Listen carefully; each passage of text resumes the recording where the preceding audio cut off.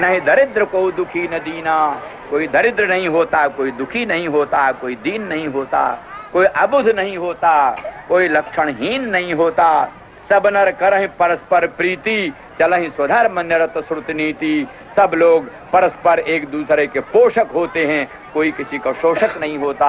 सब एक दूसरे का रक्षक होते हैं, कोई किसी का भक्षक नहीं होता। सब एक दूसरे के शुभ चिंतक होते हैं, कोई किसी का अशुभ चिंतक नहीं होता। सब एक दूसरे के पूरक होते हैं। सामंजस्य, सामनस्य और ऐकमत्य की स्थापना ही मुख्य रूप से उत्तम शासन का लक्ष्य। बाघ बकरा एक घाट पानी पिए, चूहा बिल्ला का आपस में मेल जोल हो जाए, और सांप और न्योले में भी बैर मिट जाए, ये उत्तम शासन का लक्षण है।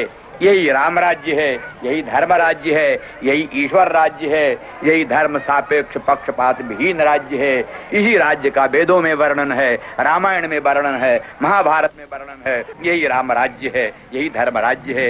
इसी के द्वारा राजा, प्रजा, शासक और शासित सबका कल्याण होता है, सबका अभ्युदय होता है। लोग कहते हैं कि राजनीति में साधु सन्यासी को नहीं आना चाहिए। People say that a sadhu should not enter politics, that good people should not enter politics. I say to such people that they take for granted that politics is the property of crooks, that only crooks should be free to do what they please in politics, and good people should not interfere. The fundamental question is, what actions lead to the rise and fall of dharma, the rise and fall of righteousness? For example, if by telling a lie you protect 20 Brahmins or 10 cows, then telling a lie is dharma.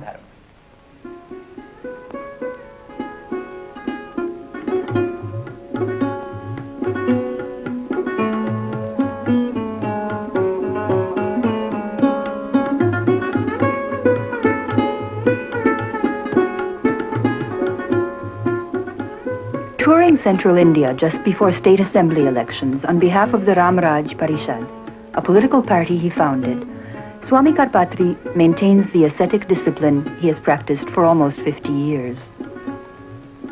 Although he now travels with a driver and a novice assistant instead of crossing the country on foot, he still rises at 1 in the morning, eats only 1 meal a day, and performs worship 4 times a day.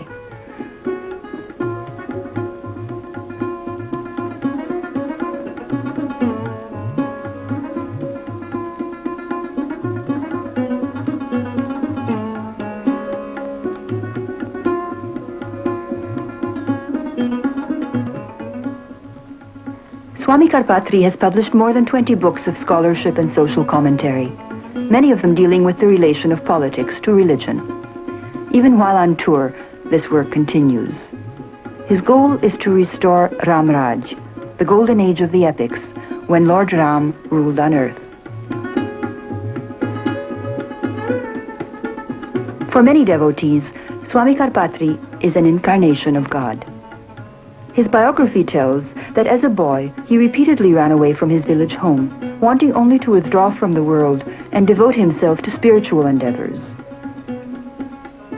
After years of extreme penance, he received enlightenment, and only then, at the age of 23, did he seek initiation into a monastic order. Swami Karpatri chose to play the role of an activist in the world he had renounced. He entered the political arena impelled by his opposition to the social reforms of Mahatma Gandhi and other leaders of India's independence movement. He himself led movements against the partition of India and later, after independence, against cow slaughter. On both occasions, he was jailed.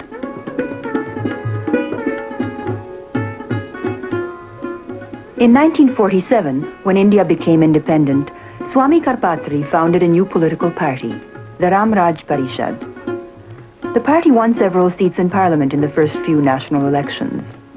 Swami Karpatri did not run for political office, but he arranged the party's slates, negotiated with prospective candidates, and defined issues. Over the years, the party's electoral appeal has nearly vanished, but many of the issues it raised continue to appeal. And these are the issues which Swami Karpatri continues to expound. At religious gatherings across North and Central India, he preaches opposition to cow slaughter, communism, family planning, and above all, to the ongoing secularization of Hindu life. He summons his followers to re-establish the traditional Hindu social system. He calls upon them to revive the vanished glory of a society based on a sacred cosmic order. धर्म की अधर्म का प्राणियों में विश्व का गो हत्या गो माता की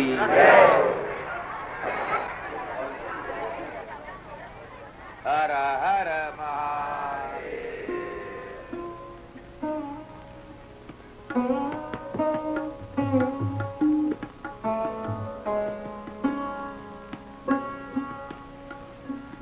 Swami Karpatri is an orthodox Shaivite, but his following cuts across lines of sect, class, and caste, and includes wealthy business people, former princely rulers, peasants, and tribal people.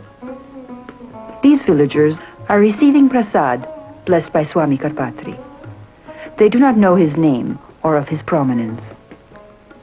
They have stopped along the road to watch an unknown sadhu perform his morning worship, to receive his darshan, to be blessed by his presence. And these two people, a tribal man and his mother, have stopped to seek the help of the Swami's sacred power with a personal problem. They are attempting to make an offering to Swami Karpatri through his assistant, who is busy packing up the worship vessels. Their hope is that the Swami's spiritual power might cure the man of his epileptic condition.